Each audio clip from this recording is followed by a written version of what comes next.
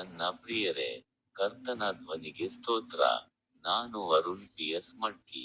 ನಿಮ್ಮೆಲ್ಲರಿಗೂ ಧನ್ಯವಾದಗಳು. ಇಂದು ಜೂನ್ ತಿಂಗಳ 19ನೇ ದಿನ, 2025ರ 6ನೇ ತಿಂಗಳು. ಅವರು ಬೈಬಲ್ ವಚನದ ಮೇಲೆ ತಮ್ಮ ಒಂದು ಮಾತನ್ನು ಹೇಳಿದರು. 2ನೇ ಸಮುವೇಲನ ಪುಸ್ತಕ, ಅಧ್ಯಾಯ 7, ವಚನ ಸಂಖ್ಯೆ 22. ಅವರು ಹೇಳಿದರು, ಆದ್ದರಿಂದ, ಓ ದೇವರೇ, ನೀನು ಶ್ರೇಷ್ಠನು.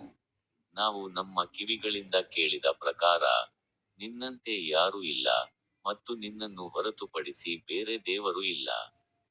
ನಿಮ್ಮೆಲ್ಲರಿಗೂ ಹೃತ್ಪೂರ್ವಕ ಶುಭಾಶಯಗಳು. ಈಗ ನನ್ನ ಯೂಟ್ಯೂಬ್ ಚಾನೆಲ್ನ ಸ್ಟಿಂಗ್ ಬಟನ್ ಅನ್ನು ಕ್ಲಿಕ್ ಮಾಡಲು ಮರೆಯಬೇಡಿ.